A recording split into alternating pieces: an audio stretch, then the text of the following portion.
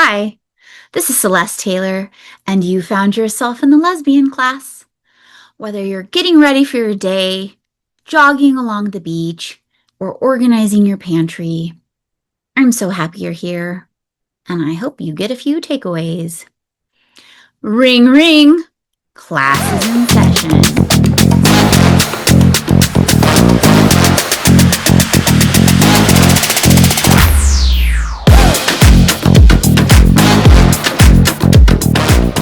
My guest today is Gabrielle, an educator with 7 years teaching experience in both parochial and public school settings.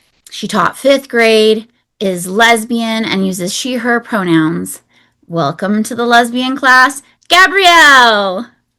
Oh, thank you so much for having me. I'm so excited. I'm super excited to have you on too because you've beaten me by 1 year. I lasted 6 years in the classroom. You've got 7. Congratulations. Yes. Thank you. It was hard to achieve, but I did it. Well, and I was going to say, so tell us how many years, I know you taught at a Catholic school. How many years did you teach in the Catholic school? And then how many years were you in a public school setting? So my first 2 years teaching were in a Catholic school. And then my last 5 years were at a public school. Okay. So, and when I saw that on your guest questionnaire that you had taught at a Catholic school, I thought, oh my goodness, I have to talk with her. Are you or were you Catholic? And then what prompted you to work as a teacher in the church? Yeah. So I was raised Catholic.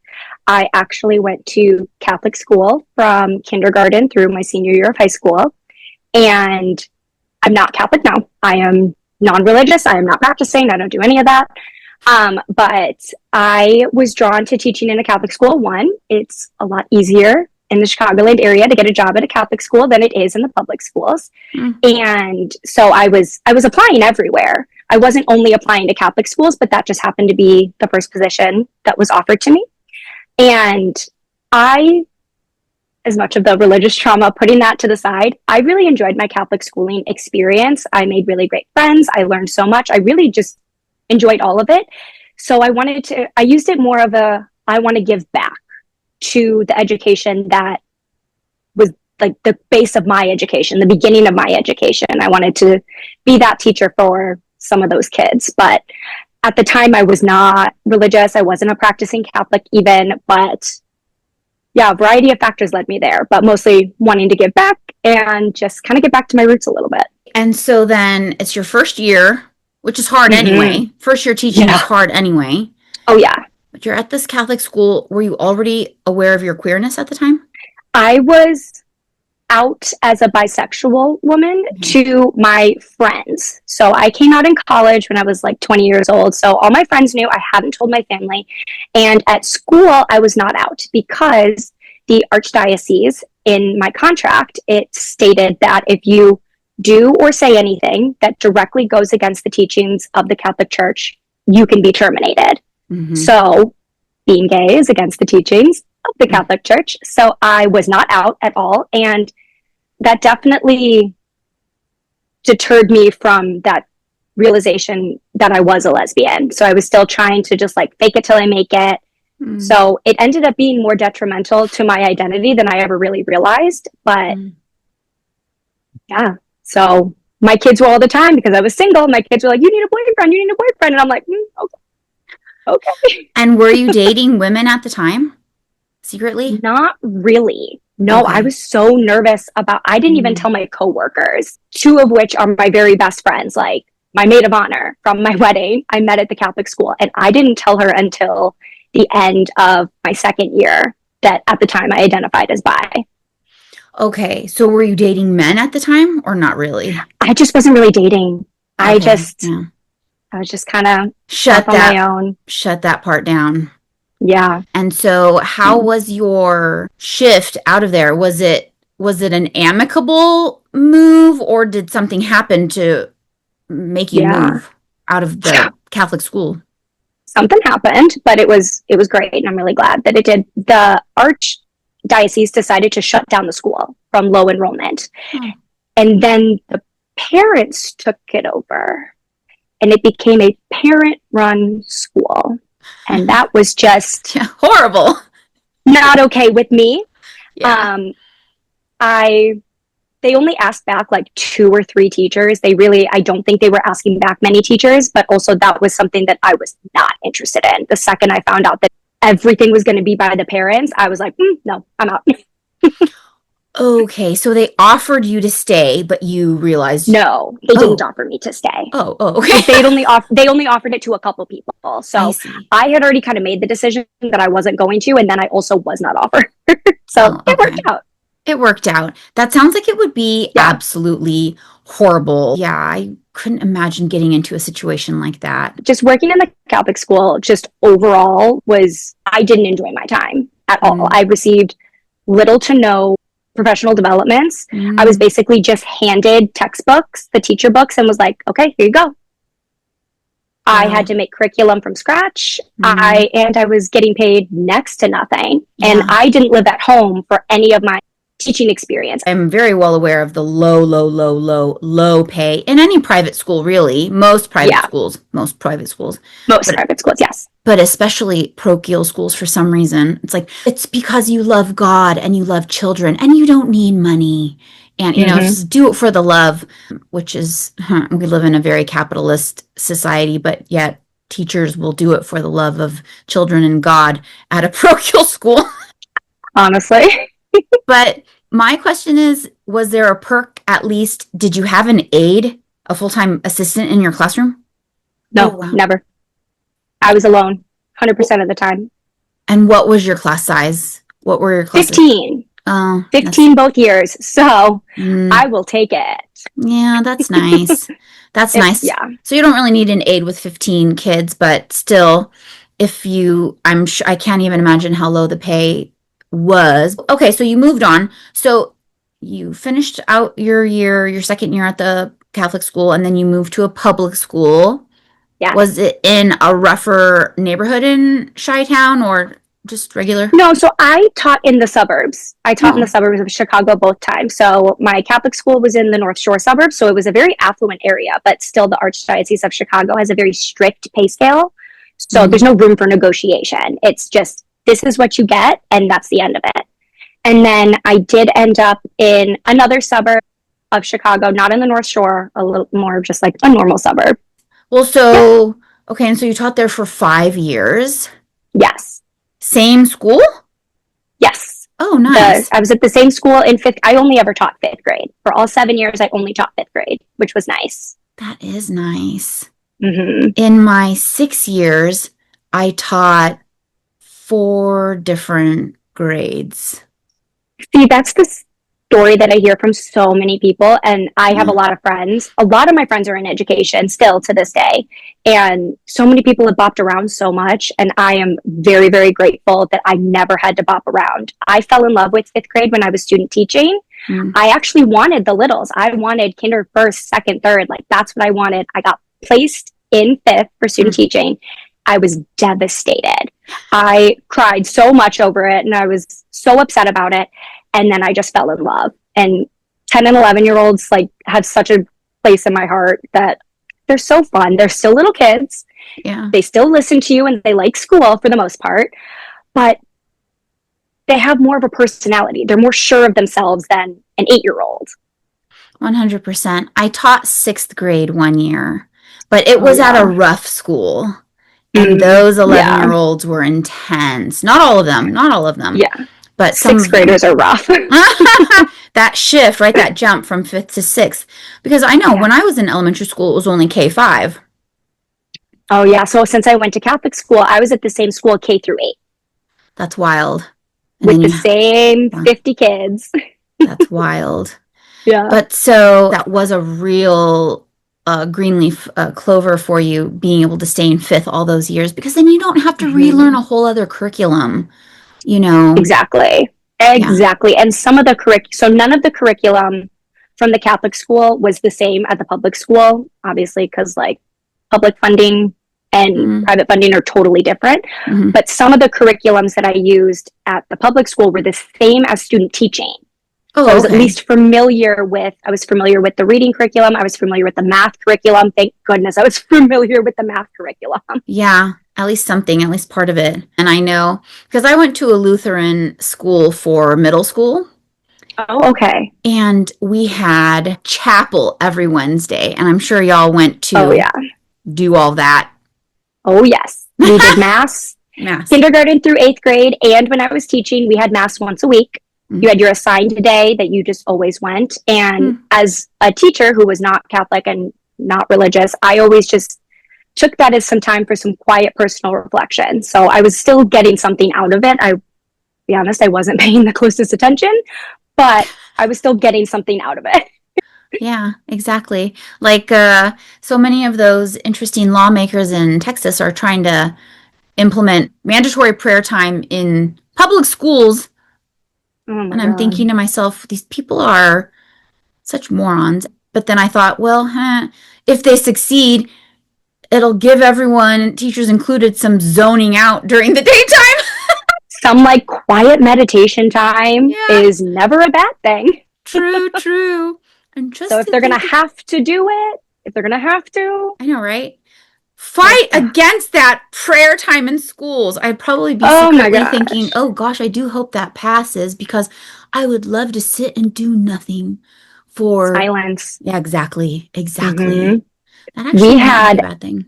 No, yeah. When I was at my Catholic high school, we did not attend mass every week. That would just be way too much. But we did attend chapel once a month. Mm-hmm. And once a week, though, so I went to a Jesuit high school. So we had the prayer of St. Ignatius, who our school was named after. We would do this one prayer every Wednesday during our homeroom time. And if you were out in the hallway, you had to stop and you were silent. And everyone was silent during this. So it was short. It wasn't a long prayer, but we had that built-in weekly, just like quiet reflection time, which was also pretty nice. Sure. Start daydreaming. Mm-hmm. Yeah. And while you're waiting for English class to start. Yeah. What would you say? Because I know you and I are, neither of us are teaching right now. No. I've been out of the classroom wildly enough. I was thinking about it longer than I was in the classroom now. So this would be year 7 out of the classroom for me. If I were still teaching, this would be my unlucky year 13. So I'm glad I'm not teaching right now. But yeah. But I'm glad I'm not teaching right now, just based on all the legislation and everything going on in our political climate. Oh my God, I say all the time, you could not pay me millions of dollars to go back into the classroom. Not in today's day and age. Well, so what was it for you that was the deciding factor? Because for me, I got sick. I had no choice. I was out for the count. So what happened with you, and what ended up being that, that little piece that made you say, okay, this is my last year, bye? So I was actually not asked back for the following year. Mm-hmm. I had technically broken my contract. I needed to have my English language learners endorsement done by a specific date. I was on track to have it done 2 months later. So they decided that was enough. I was non-tenured. I was about to be tenured, but it ended up working out really well in my favor. It took me completely by surprise. I went into that meeting not expecting anything. It was in February when they told me they were not going to be asking me back. Wow. And it was a higher ups decision. It was not my principal. My principal was fantastic. Absolutely adored her. But what made me decide to not pursue another teaching career, my main thing was I did not and still do not believe that I should have to do additional research in a school district to find out if they are affirming to queer people, to queer educators. So even though I live in a blue state, I live in a very blue area in Chicago, I still have friends at other public schools around where I taught who were like, oh yeah, no, like they wouldn't hire you, or they would make it uncomfortable. They'd make it weird. They wouldn't, because so many schools would try to do pride stuff and then the parents would cause an uproar and then the school would cancel it. So if the district is doing that, that's not affirming to queer people. And I'm not going to do that additional research. I'm not going to find out if my merit isn't enough. Like, I feel like I'm talking in a circle now, but no, that was my main reason. Okay, and not that's pursue another education. really tricky because, so are you telling me is this in all of Illinois or just, must be a state thing? Do you have to teach for 5 years before you're tenured? I think it's different at every district. Here in California, it's only 2 years, and then you get your Oh, permanent status. it's more than two. It's definitely Okay. more than two. I was going to say, obviously, if you were at the school then for 5 years, and then, wait a second, It but may have been 4 years. I may have only been there 4 years. Did I only teach for 6 years? we're having It may have this only been 4 years. Oh my huge gosh, I've been so out of the game that I forgot how long I was teaching. It's so far removed in my past that when I filled out your questionnaire that I legitimately misremembered. I only taught for 4 years. So end of 4 years was technically like the first day of your 5th year was when tenure would kick in at my district. Oh.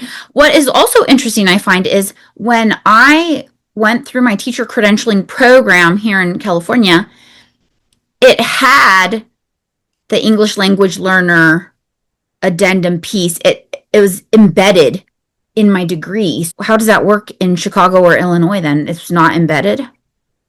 It is now. Are you the kidding me? the college that I attended, I'm pretty sure it is now. I went to Illinois State University, which pumps out the most teachers in any college in the state of Illinois. Mm-hmm. So I always say I dedicated 10 years of my life to education, my 4 years of college, and 6 years of teaching, not 7. I can't believe I made that mistake. That's so funny. That's okay. But at the time, if it was an option, it was not told to me. So everyone that I graduated with, at least the ones that I still talk to, they had to go out on their own and get their EL endorsement. Where do you all do that, though?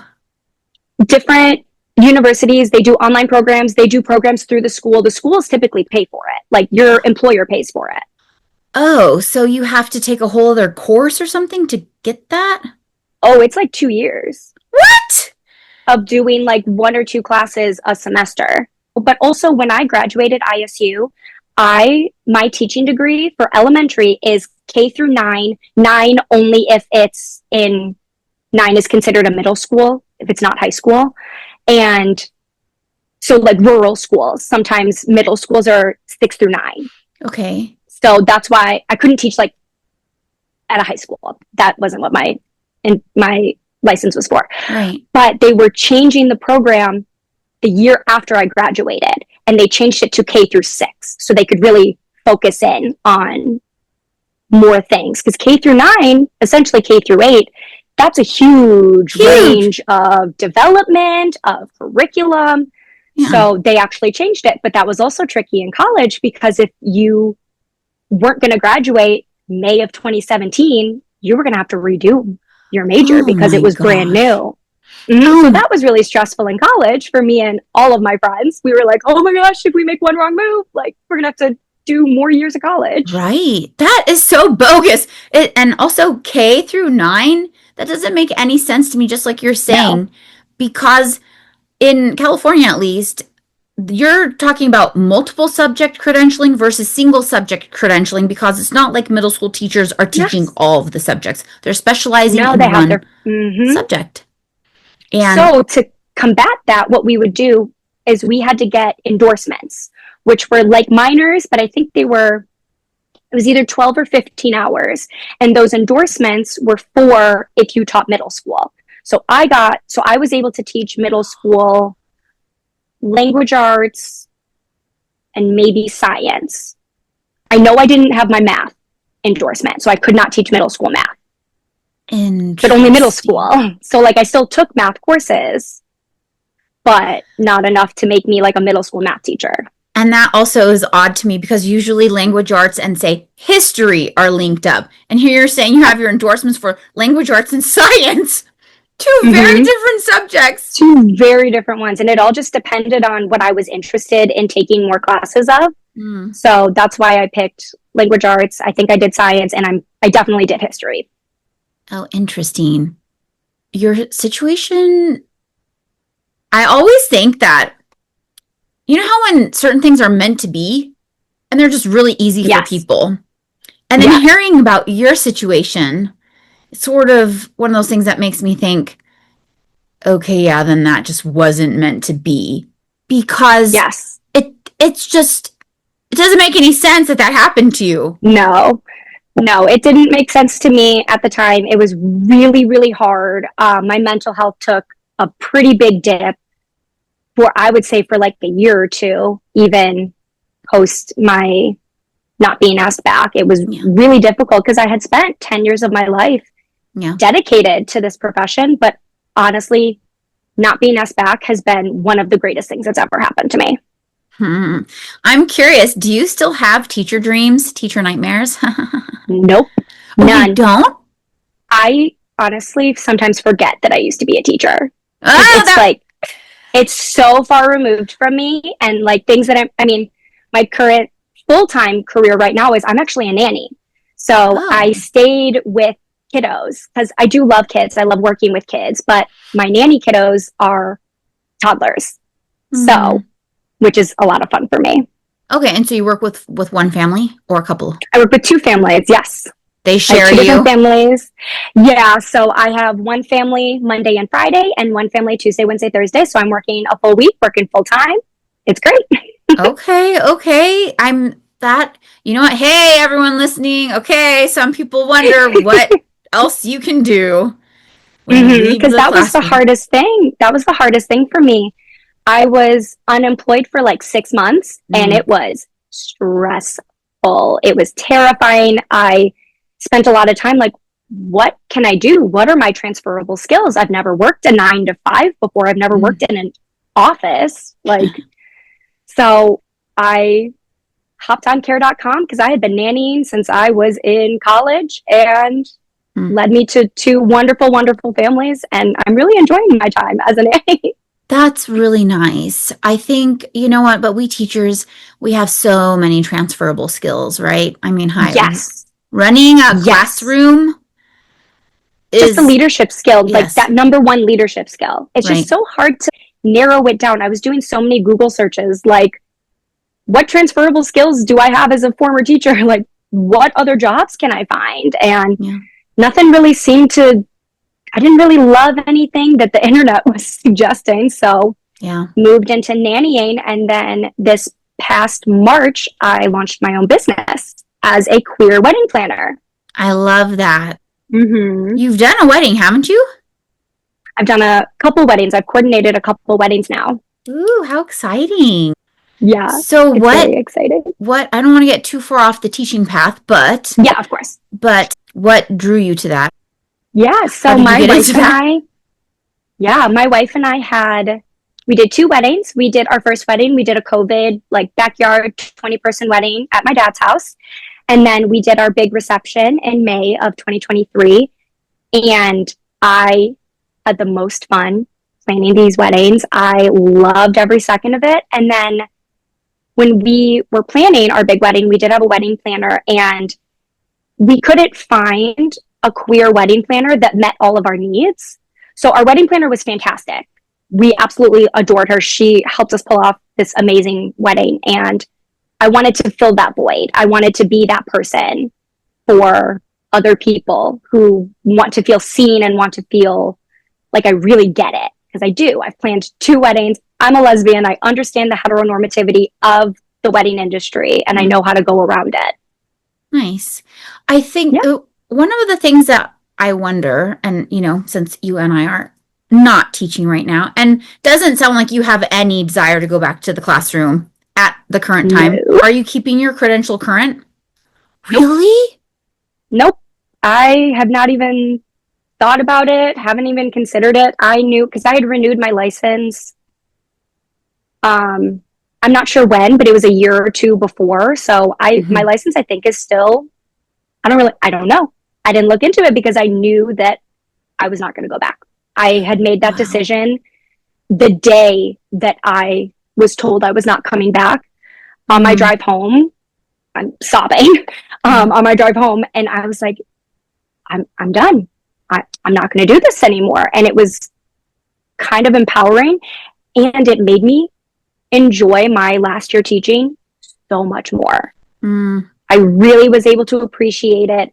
I was able to appreciate working with my kids. We just had so much more fun time. And I think, honestly, I wasn't stressed anymore. I like Mhm. had no stress because I knew there was an end date. So when I was doing report card grades, normally that's really, really stressful. That takes a lot of time. I was like, this is my last time doing this. It's going to be okay. I don't Yeah. have to do this again. So Eh, I enjoyed the mundane stuff. I enjoyed the little stuff that, because I knew I was never going to get to do it again. So I totally shifted my attitude and I made it so that I was grateful for every little thing that I was going to do. Ooh, I love that idea because my last year, I had already gotten really sick by October. My last year teaching was the 18-19 school year. Okay. And by October, my doctor was ready to write me off and like have me go out on Wow. disability. It was that bad. Oh my goodness. But my ego at the time, I also said, I don't want my kids to have to go through all these subs, right? Yes. Totally fair. I was teaching first grade that year, and it's such an Oh yeah. For the important littles. grade. I know, right? With the littles. And so I said, I want to be there for them, but I did end up taking off every Tuesday to go to all my doctor's appointments and everything. Ooh. And I had this one regular substitute. She was great.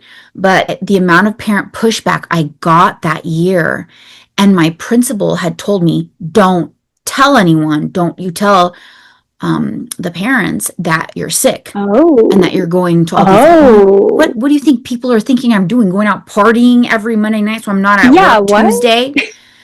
We always have to follow our heart, right? And go with our Yes. gut and not listen to others, Yes. even though she was my boss at the time. But I Yeah. think because I had that really rocky last year, Mm-hmm. the way that you went out sounds lovely. The way that you were able to really enjoy every moment. And I was so sick that year and barely keeping my head above water. Entirely. I was really in this space of just wanting the days to just fly by and have it be done. Yeah. I didn't appreciate much that year, is what I'm trying to say, which is sad Yeah. because my class, they were awesome. Those kids were awesome. These little 6-year olds, 6 and 7-year olds, smartest, brightest, most capable, funniest, cutest, you know, the best class I could I have love ended with. that. I was in like physical hell. So I was not my best self for them. Yeah. I left that year with a lot of guilt, actually, because I'd always Oh gosh, I'm seen so sorry. things. I'd always seen myself as this teacher who gave her all, right? And I Mm-hmm. knew I was beyond checked out that year because I was barely alive, right? But that's Definitely. so nice that you have that memory anyway of your last year being a really positive memory. And see, that's so important. And I think that our mindsets really do create our reality, right? Because even when they said to you, hey, Gabrielle, we're not inviting you back, you don't have your ELL endorsement, you could have gone so downhill, become so negative, grouchy, grumpy. Okay, well, I'm not doing anything then, forget this, blah, blah, blah. But instead, it sounds like you made the most of every moment. I tried. It took me a little bit to get there. There are some things that I kind of was like, whatever, I'm done. One of those was my dress code. Once we got down, because we were allowed to wear jeans, once we got down to like, say the last month or two, I was showing up in jeans and a school appropriate sweatshirt, like a school sweatshirt every day and sneakers. I was the one that I loved to dress up. I loved dressing up and getting all nice. And I would wear heels to teach sometimes, like block heels, not anything crazy. But I was rolling in 5 minutes before I was supposed to be there. Okay. I definitely took some things that I was like, I'm just going to chill a little bit. I still got all my work done. I was not neglecting my students whatsoever, but there were a couple things where I was like, no, I'm not gonna get all dressed up for school. I will wear jeans and a comfy sweatshirt. You're human. Yeah. Yeah, I think by the end of the school year, it's a miracle that I was even showing up to work toward the end of the school year. It's not I funny, but had, but yeah, no, I mean, it makes sense. I yeah. had so many sick days and personal days saved up, and even my principal was like, take them. You're just going to lose them. Just take them.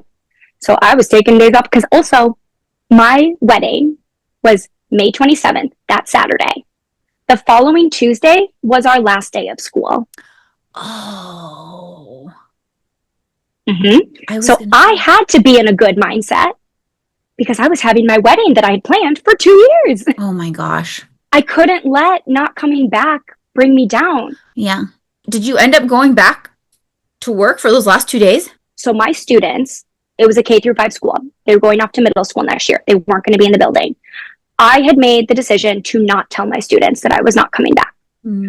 I kept them in the dark. I didn't want them to know. And what I was known for my huge, insane, crazy library.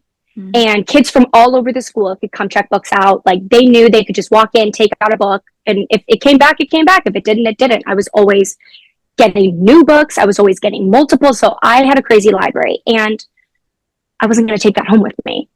So what I did is I kind of fibbed to my students, and I said that I'm redoing my library. So what I did is I picked out all the good books and all the ones that I wanted to keep.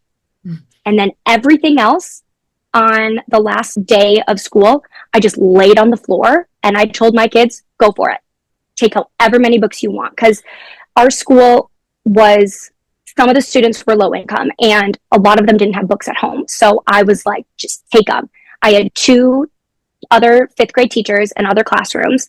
So I had their kids come in too and just take whatever you want. I'm getting rid of all of it. Take it all you want.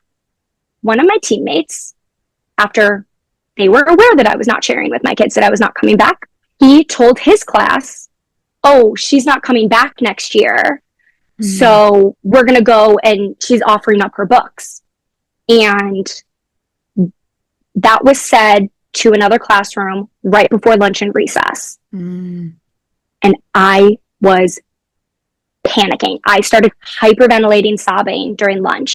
Coincidentally, I had an out-of-town wedding that Saturday. I had to go to Michigan. So my principal said, hey, go home at lunch. You need to go to your wedding. You need to start traveling for your wedding, wink, wink. Because I was in such a bad mental state. And I didn't want to face my kids after lying to them for months. And I couldn't do it. And not just that, but just, it was my last day of school ever. And the afternoon, they were doing something fun, but my principal let me leave at lunch.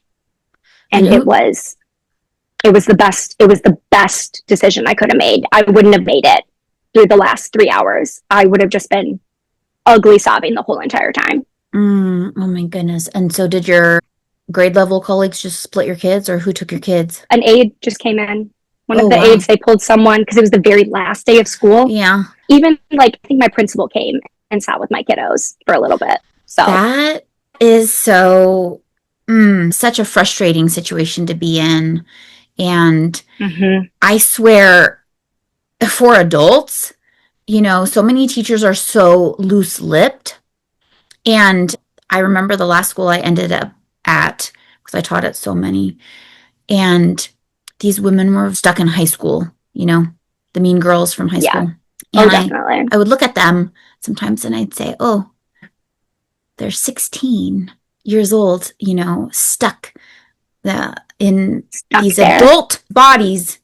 It's so interesting to me because one of them was gossiping about me behind my back the whole entire year.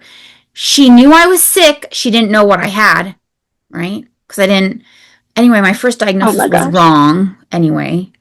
And that's the one I had shared with my team at the beginning of the year because I was really scared. And I had just gotten this diagnosis and I was really stressed out about it.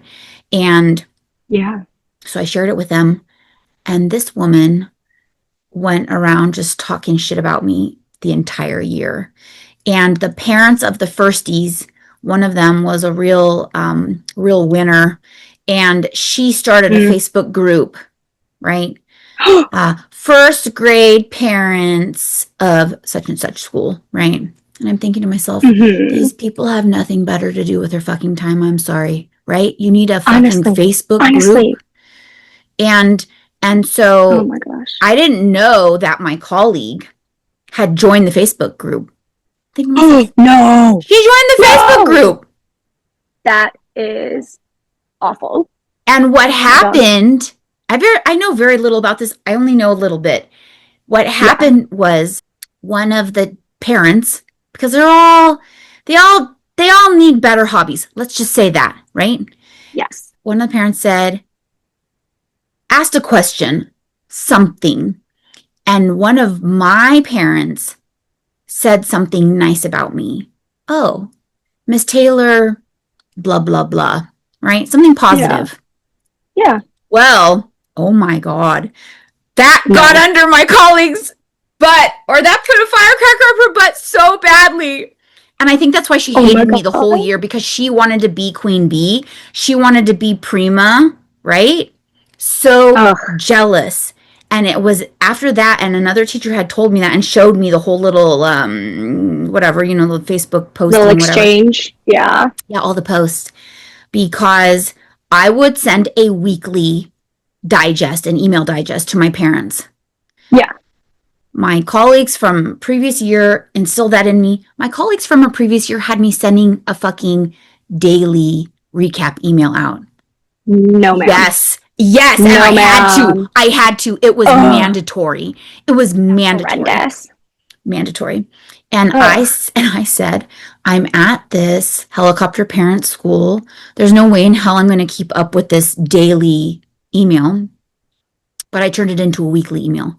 Well, none of the other ladies in the first grade team wanted to do that, right? And I should have taken that as my cue to like just give myself some breathing space. But I said, yeah, I'm already getting so much parent pushback from a group of like 8 parents that year that I want to have it all spelled out, right? This is what we've learned this week, blah, blah, blah. Your child should be coming home to talking about blah, blah, blah. And so, because there's 6, you know. And, and so that was what that Facebook post was all about, that the parents were really appreciative that I was keeping them in the loop. And had they heard anything from Mrs. So-and-so, blah, blah, blah, did they even know what was going on in her classroom? And I'm thinking to myself, I know. And in so many ways, that's poetic justice. But I guess I shot myself in the foot by doing that, because she and then the other 2 gals on the team just iced me out so badly the whole year. And mind you, I'm really sick at the same time, right? Like dealing with a health issue. That's horrible. And you can't make this shit up. And so I just think there's so many moving parts to a school. Outsiders don't understand that. Yes. I worked in corporate. Not at all. Right out of college, right? Yes, you're working around a lot of people, but they're all adults, right? And people don't understand that in addition to our students, right, we have to deal with their parents, oftentimes their grandparents, other randos, guardians, whomever. And then we've got our colleagues, and then we've got admin, and we've got assistants, and we've got speech and language pathologists, and we've got sped teachers, and we've got resource teachers. I mean, we've got all these people on a school campus. Everything and everyone we've got to be interfacing with, and so many personalities. And when you bring in the gay thing, oh my gosh, then it just blows it all up in your face. Right? If you're the gay teacher. Didn't always come off very positively. No, I'm curious. At the school that you ended up teaching at, were you the only gay teacher? Yeah. No, I was not. Oh, okay. But I was the only out gay teacher. Mm-hmm. So I knew of some colleagues that were a part of the LGBTQ plus community who were not out. Mm. But that was fine. That was entirely their choice, their prerogative. With me, my first wedding, I got married in 2021. So I got married during my first year at the new school. Okay. Because my first year at this new school was COVID. Okay. So, I mean, that was just absolute madness. But I was finally at a place where I felt like I could be myself. And our superintendent at the time was a gay man. So I was like, oh, I'm not going to have any problems. No, not correct. So it would always be during the first week of school when we would be doing introductions and all that stuff. And I'd be like, hi, I'm your teacher. nice to meet you. Here's a little bit about me.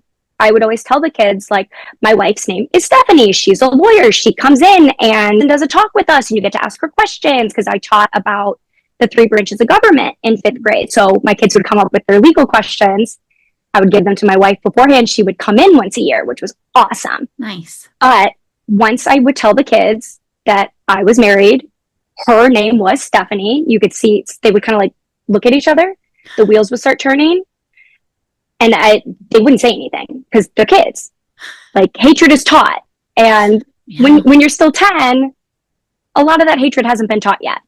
So I would always go and tell my principal immediately. At lunchtime or that end of the day, I didn't have to do this, but I made the conscious decision to do. I would go up to her and be like, hey, just so you know, I let the kids know today that I was gay in case you get any phone calls or emails. Okay. And she did. All 4 years, without fail, all 4 years, at least one parent would contact her and ask for their child to be moved from my class to another teacher's class. And my principal loved this woman. She is fantastic. She had my back 150%. So she would always start off with the logical thing. In our district, parents are not allowed to request children's teachers. That's just a non-negotiable. And if they got nasty, she would be like, so you're not going to talk about my staff that way? You're not going to talk about another human that way. And you have not had any issues with her as your child's teacher until you found this out. So that's not happening. So sometimes the parents were ballsy enough to CC me on the email. So that was fun, getting those nasty emails. The first one I ever got, which was actually my first like blatant and direct experience of homophobia against me, it was a parent. And in 5th grade at my district, we taught sex ed. And a parent sent me and my principal a nasty email once I had mentioned that I was gay. And this parent said, like, sexuality should not be covered. Like, human sexuality should not be addressed for kids this age. And my principal hit back with the fact. She's like, actually, it is. It is part of the curriculum for sex ed. So, yes, it is. Get over it. And also, no, I'm not removing your child from this teacher's class because she's gay. Oh, so that was my very first experience with a parent doing something like that. But the parent was being very general and broad about it. So my principal was like, well, actually, sex education is taught. And it's also in 6th grade at the same district. Like, that's when they start getting into relationships, all that kind of stuff. So it is part of the curriculum. You know what? I really don't know anything about any of that because I mean, even when I taught 6th grade, they did a program, but it was a pullout and someone else from some company or somewhere. That's what we did too. Came and did a presentation. At the Catholic school, I did teach sex education, the Catholic version of sex education. Oh my gosh. So that was hilarious. I bet. Just like their definitions. Would you like to hear what the Catholic Church defined sexual intercourse as? No, I'm scared, but yes, please share. When a husband inserts his erect penis into his wife's vagina, that is sexual intercourse. They use the correct anatomical terms. Okay. But that was the definition. Interesting. The Catholic sex education is wild. I figured we'd be hearing something about husband and wife in there somewhere. Oh, yeah. Husband and wife. Yeah. That's why I stopped going to Catholic church, is because I ended up in church one Sunday and it was World Marriage Day. Oh, God. And I was sitting in a pew and I was by myself, and the priest says, I would like to invite all of the married couples to please stand. And you see all these like old geezers, you know, because that's only people who go to Catholic church still pretty much today. And all these old couples are standing up, and I'm looking at them like, you know, this fucking bullshit. And I said, I'm never coming back here. I was done. Yeah, it's done. It's so frustrating. Done with the self-loathing, there's something wrong with me, any bullshit that goes through our minds, you know? Oh yeah, because internalized homophobia is a bitch. And so many Yeah. people deal with it, and so many people don't talk about it. So true. So true. People need to talk about that more so people can then identify, oh my God, this is internalized homophobia, what I'm feeling right now. It's not, something's not actually wrong with me. I'm just going off of what I was taught. I think that even though so I had a girlfriend, which when I was bisexual Yeah. in my early 20s, Mm-hmm. but the way I was with her when we were in public, it's, I look back and I think, why was she with me? I was so horrible. I was Oh so goodness. embarrassed. I was so ashamed. Oh, We couldn't be seen doing any PDA, God forbid. no. And I had so much internalized homophobia going on within me. Yeah. And even with my, God, pretty recent partner, I want to say I've really made gains in the last, it was probably around the time I got sick, actually, in 2018. Because I think Oh wow. I just got to a point where, and probably my illness was a combination of, um, Yeah. so much, right? Right? Me So not many different things. Yeah. so many different things. Me not honoring, accepting myself for who I am, me letting other people abuse me Yes. professionally, etc. And and then it just all came to a head and then I started realizing this is all such fucking bullshit. It's All of it. All of it. it No, is I totally understand. And people, especially in today's day and age, it's even harder for people to truly accept themselves because they know that there's that political backlash, which there's already so many goddamn things that closeted queer people are going through. To add that you're like an enemy of the government is just, I don't know. People that are coming out like currently, I am so proud of them and I have so much admiration for those people because it was hard for me to come out as a lesbian because of internalized homophobia. I yeah. thought something was wrong with me. It took me, I came out as a lesbian when I was, I think, 25. So it's been about 5 years now. Okay. And when I was bi, I dated some women, but since coming out as a lesbian and honestly, since leaving the classroom, I have been able to embrace my queerness in such a powerful and impactful way. Because when I was teaching, I was surrounded by so many straight people. Like everyone was straight. Yeah. And I was on the path that they were on. It was you go to college, you get a job, you get married, you have kids. My wife and I wanted kids. We are now decidedly child free. We are not going to have children. Yeah. If I wouldn't have been not asked back, I would probably have kids right now, which blows my mind because I don't actually want children. And now my life is just so queer focused. I still have a lot of friends that are not queer, and that's fine. But I spend so much more time with queer people now. I'm doing so many more things within the queer community. I mean, starting my business as a queer wedding planner. Right. It's just made me so much more confident and so much more sure of myself. And I don't think I would be in this comfort level of my identity if I was still a teacher, to be 100% honest. I would agree. I think there is something about being in the classroom where these insane expectations are also placed on us. And Yes. and Yes. right? Okay, there's so many ridiculous expectations placed on us in the classroom, right? To be perfect, to perform, to be a certain way. I mean, to be a role model for kids. Yep. That's huge because God forbid, you're gay, you're evil, you're dirty, Right. you're a setter, whatever bullshit they're wanting to Mm-hmm. spew at us. Yep. And so I don't know about you, but as a teacher, I think I went above and beyond to be the best and perfect and almost robotic in my classrooms where no one Yeah. could point a finger at me and say gay and groomer and all that shit. Groomer. Oh, that's the shit that makes me the most angry. It's like when parents would get so mad, I would always tell my principal, I would give her the exact sentence that I would say. I am married. My wife's name is Stephanie. That's all I ever said.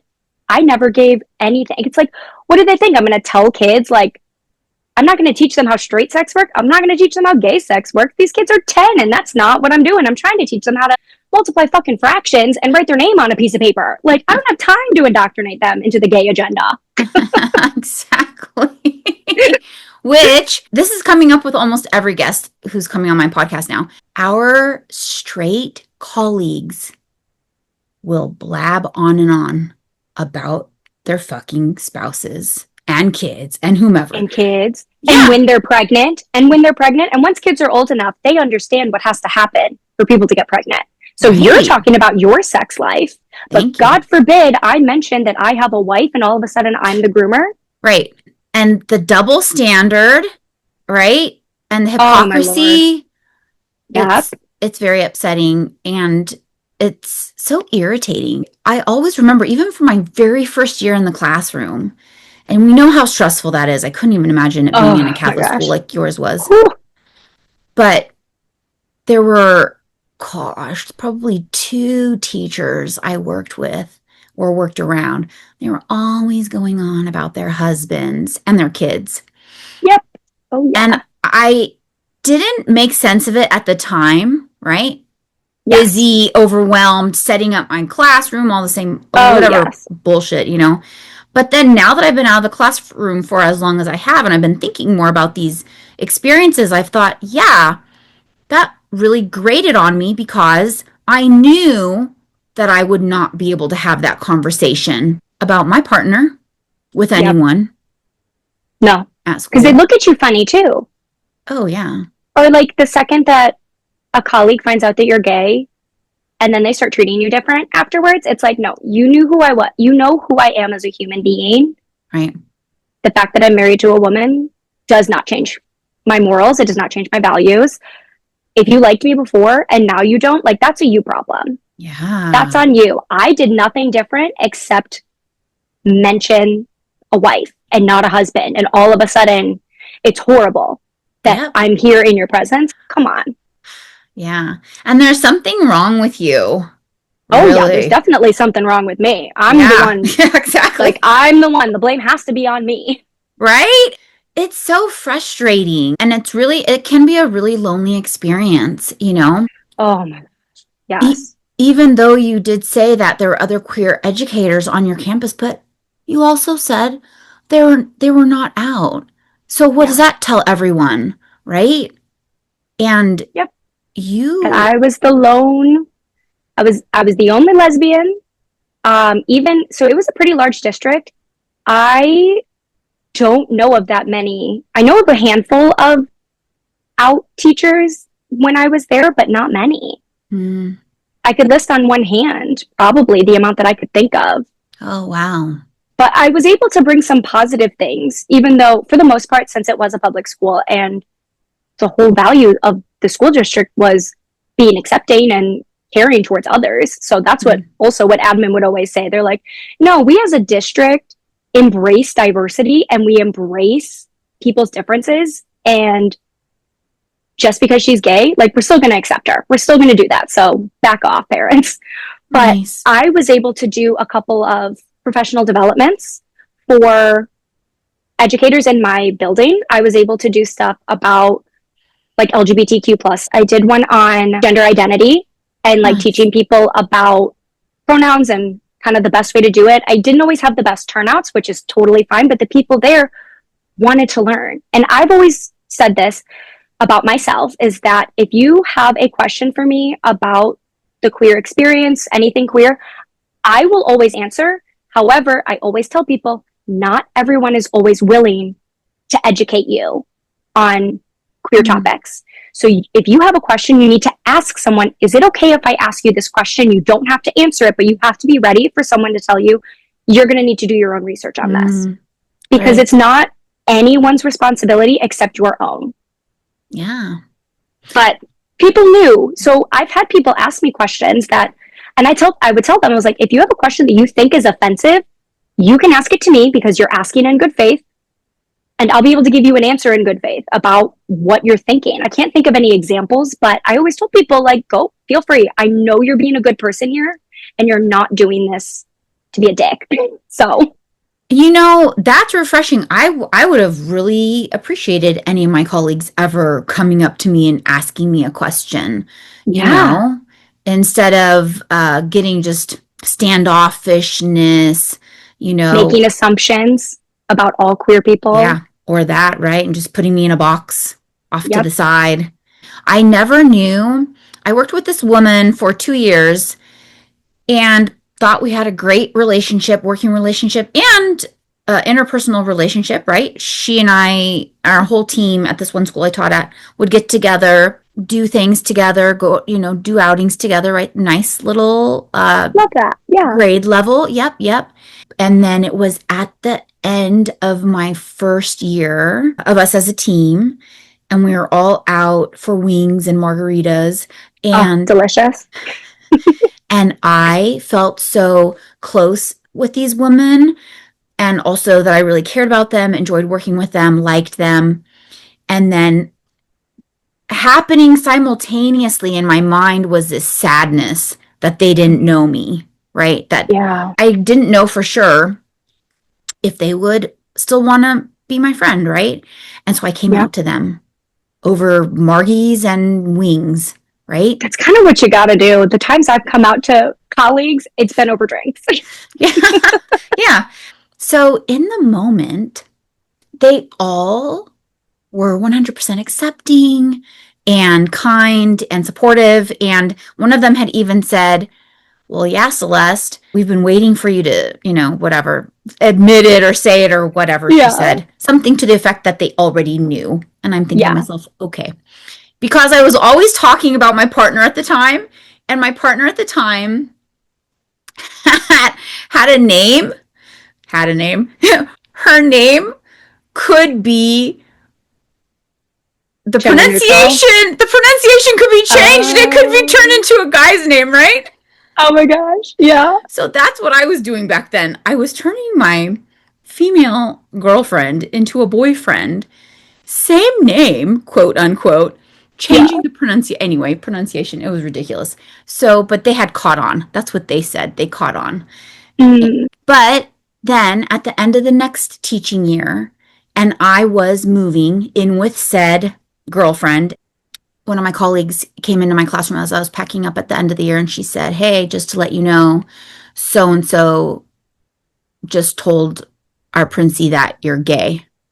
So she was kind enough. She came to me and said that this one gal, with whom I thought I had a great friendship and a relationship with, outed me to our principal, who's very Christian.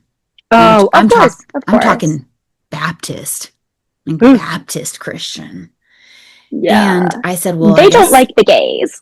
No. And thank golly goodness, I only had 3 more weeks there on that side because my principal was off with me, if you know what I mean. Yep. Oh yeah.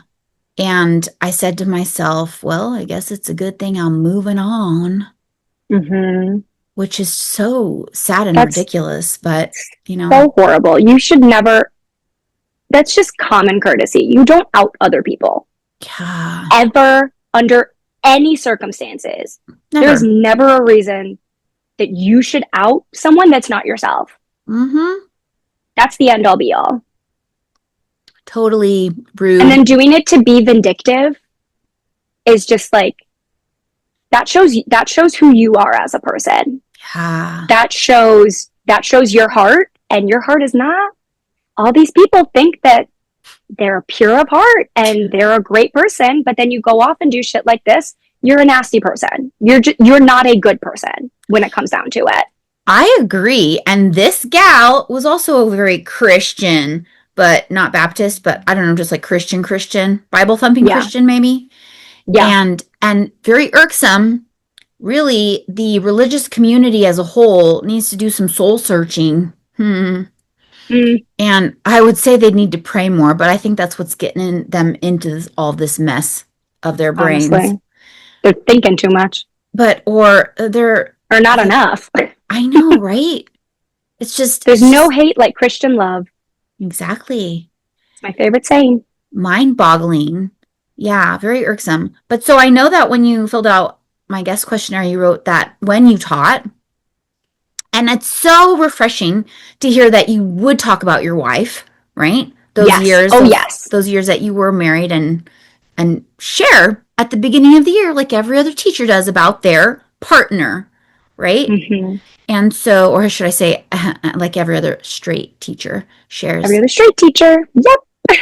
Yeah. And so, but I know you mentioned also that you did feel comfortable enough in your classroom to read, I always like to say, gay books, like say it like that. Gay books. Oh, Gay books. yeah. Yeah. Oh, yeah. We did a lot of gay stuff in class.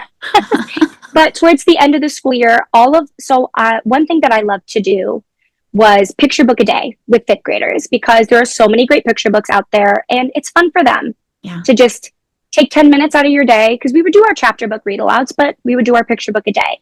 And I would always theme them based off of whatever month it was. So we weren't going to be in school during June. So the end of the school year, we did some Pride stuff. And every year I would read that Harvey Milk book about the creation of the rainbow flag. My last class, especially, they did a bunch of their own research. They were really, really interested in LGBTQ plus history. I would watch the LGBTQ plus history brain pops. Like, I would watch the brain pops, for great brain pops about it. And I was like, hey, my district is paying for this. I have access to it. We're going to use it. Love it. My students, especially my last class, whoever is straight from that group, they are the best damn allies.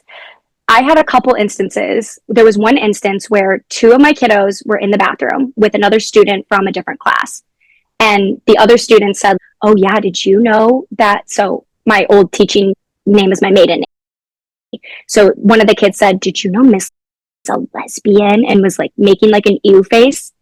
And my two kiddos were like, yeah, what of it? They're like, it's not a bad thing to be gay. And how dare you say something like that to me? And they came back into my classroom huffing and puffing. They're like, you will never believe what this student said. I am so mad right now. I can't believe they would say that about you.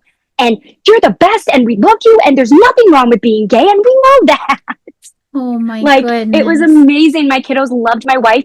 In the beginning of the year, because my kiddos were very crafty, they loved making me things. And for some of them, they would ask me what my favorite color was, and they'd make something in that color. A lot of times, they would be like, ooh, gay, rainbow, which I loved. They weren't doing it in like a rude or any way, but like I got so many rainbow made things. Like one of my kids made me a rainbow keychain, and they made one for my wife, and they asked me in the beginning of the year what my wife's favorite color was so they could make stuff for her. Like, wow.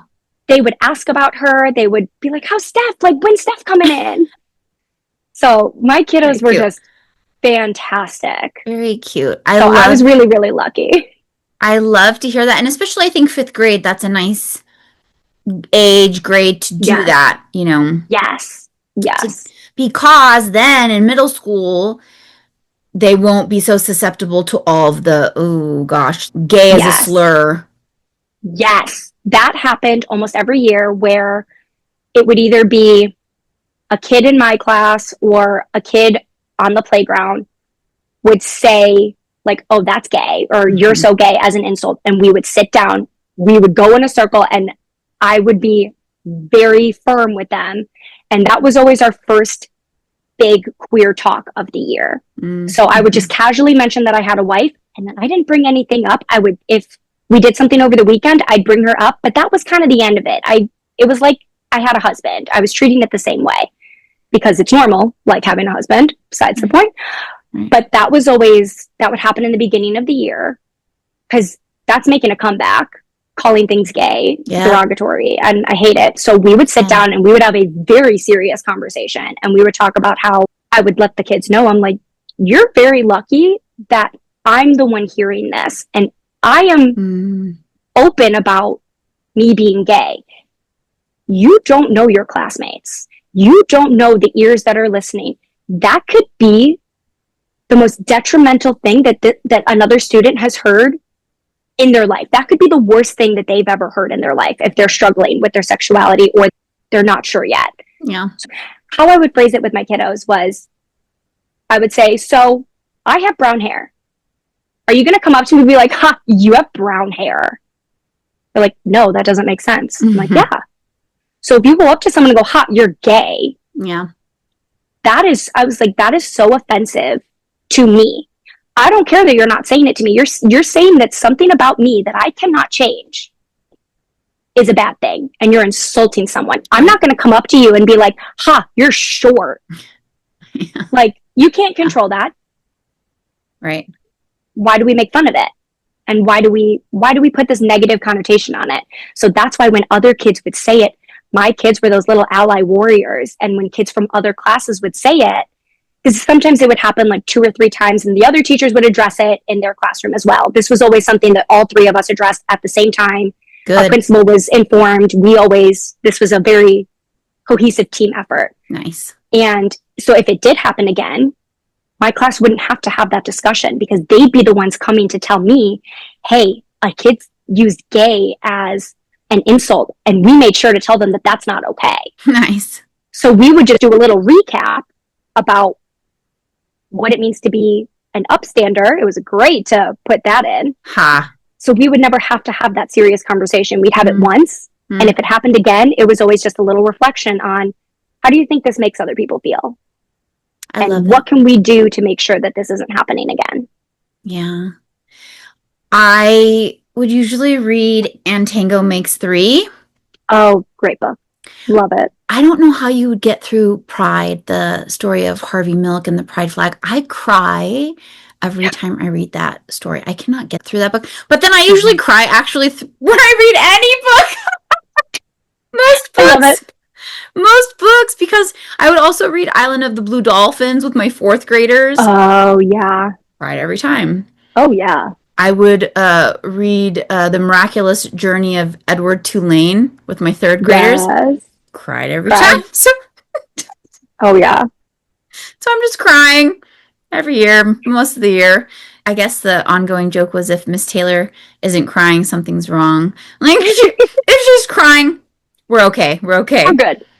But I love that storybook, Pride, the story of Harvey Milk and the I had a rainbow good flag. amount of LGBTQ plus books in my classroom. I'm so grateful to you for coming on my podcast and sharing your experiences and stories, Gabrielle. It's been a pleasure to talk with you. It's been so much fun talking with you, too. I've had such a great time. Thanks. Thank you again for having me. You're welcome, and thank you so much for coming on. And anyone in the Chicago area need a wedding planner, she's your gal. Hit me up. My business account is Gabrielle Ruiz Events. That's the whole thing. My name here, it's the same spelling. You can find me on Instagram. I do have a website, Gabrielle Ruiz Events. I'm doing a lot of day of coordination as well, if anyone's just looking for a coordinator and not necessarily a full wedding planner. But yeah, hit me up. Nice. And Literally. she has her phone on her at all times, people. All times. I will put all of your information in the show notes, too. Thank you. I love asking all of my guests, though, what gay thing you're doing these days. Listening to, watching, reading. Yeah, actually, I have the book. It's right here. My best friend just gave me this book, and I just started it. It's Love and Focus by Lila Lee. Okay, another rec. Love and Focus, Lila Lee. I like that. Yes, my friend read it. She read it in a day. She was so obsessed with it. I just started it. I'm only a few pages in, but I'm loving it so far. And is that the Golden Gate Bridge in the background that I saw? Is that San Francisco? Believe it is. It's got to be. Yeah. Yeah. Thanks for sharing. Of course. What gay thing are you doing? What are you listening to, reading, watching? Oh my goodness, putting me on the spot. I'm not used to answering my own question. Okay, I'm listening to G Flip's new album. I like several of their songs on the new album. Nice. And I'm about to start reading Meryl Wilsner's My Best Friend's Honeymoon. Ooh. That's not a good image of that. Sorry. It's That's on my okay. Libby. Meryl Wilsner also wrote Mistakes Were Made. If you haven't, did you read that? I haven't. No, I haven't, but it's on my list. Yeah, that one's good. Yeah. That one is very good. I didn't like the age gap at the beginning, but I got over that real fast. Okay, yeah. I I know. I don't love an age gap. I don't love a big age gap. And this is a big age gap, and oh gosh. but Meryl makes it work. Okay. I mean, hey, it's fictitious, so it's fine. This is true. And what I know about this one, which is very little, this my best friend's honeymoon is there's a non-binary main. So love that. Yeah. Love that representation. Meryl's awesome. Yeah. So amazing. Thank you, Gabrielle, again. Thank you again. Have a great rest of your evening. Yeah. Same. It's 4 o'clock your time. I know. And 6 o'clock your time. So go enjoy a good supper. Thank you. All right. You take care. Bye. Thank you. Bye. Bye, everyone.